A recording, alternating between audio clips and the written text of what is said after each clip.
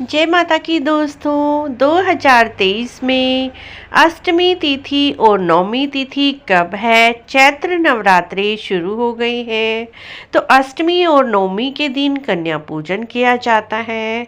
आज हम आपसे कन्या पूजन की विधि और अष्टमी नवमी की तिथि शेयर कर रहे हैं मित्रों। वैसे तो कई लोग अष्टमी को कढ़ाई करते हैं और कई लोग नवमी को कन्या पूजन करते हैं।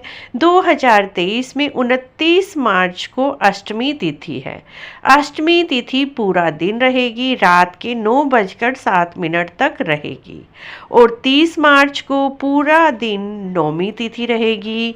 आपके घर परिवार में जो परंपरा है उसके अनुसार आप कन्या पूजन कर सकते हैं। अष्टमी वाले दिन भी कन्या पूजन कर सकते हैं और नवमी वाले दिन भी कन्या पूजन आप अवश्य ही करें। देवी पुराण के अनुसार कन्या पूजन करने से माँ दुर्गा अत्यंत प्रसन्न होती हैं और सुख समृद्धि धन संपदा का आशीर्वाद देती हैं। कन्या पूजन किए बिना हमारा व्रत पूर्ण नहीं होता। कन्या पूजन करने के बाद ही व्रत पूर्ण होता है। व्रत करने से भी माँ इतना प्रसन्न नहीं होती जितना कन्या पूजन करने से होती है। तो आप कन्या पूजन आप अवश्य ही करें।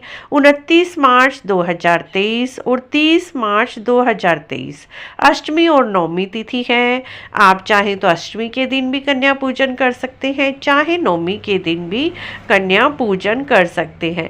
जैसे आपके घर परिवार की परंपरा है उसके अनुसार आप कन्या पूजन अवश्य ही करें। कन्या पूजन करने से कुंडली में 9 ग्रहों की स्थिति मजबूत होती है। कन्या पूजन की विधि इस प्रकार है मित्रों। माँ का ध्यान करके कंजक वाले दिन एक दिन पहले ही कन्याओं को आप आमंत्रित कर लीजिए। दूसरे दिन श्रद्धा के साथ सभी कन्याओं को घर लाएं। कन्याओं के घर आने पर एक बड़ी थाली में पानी में थोड़ा सा दूध डालकर और फूल डालकर कन्याओं के पैर इसमें धुलवाएं। इसके बाद साफ कपड़े से कन्याओं के चरण स्पर्श कर पाँव पोंछें। पैर पोंछने के बाद कन्याओं को स्वच्छ आसन पर बिठाएं। एक स्वच्छ वस्त्र जमीन पर बिछाकर उसके ऊपर सभी कन्याओं को आप बिठाएं। कन्याओं के माथे पर सिंदूर से तिलक लगाएं। उसके बाद अक्षत लगाएं, फूल अर्पित करें। कन्याओं को लाल चुनरी पहनाएं।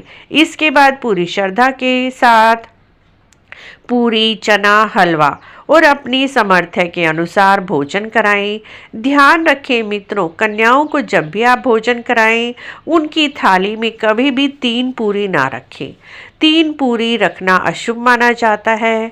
कहा जाता है 3 पूरी रखने से भाग्य में बहुत सारी कमियां आनी शुरू हो जाती हैं, दुर्भाग्य शुरू हो जाता है। चाहे तो आप 2 पूरी कन्याओं की थाली में रखें या 4, लेकिन 3 पूरी कभी भी भूल कर ना रखें। दूसरी बात मित्रों, कई बार कन्याओं को गिफ्ट में हम कुरकुरे, चिप्स वगैरह भी देते हैं, लेकिन ध्यान रखें कुरकुरे और चिप्स के अंदर प्याज लहसुन नहीं होना चाहिए। सात्विक भोजन ही कन्याओं को कराएं, उसमें प्याज लहसुन का बिल्कुल भी प्रयोग ना करें। इस तरह का कोई भी खाद्य पदार्थ ना दें जिसमें प्याज लहसुन हो।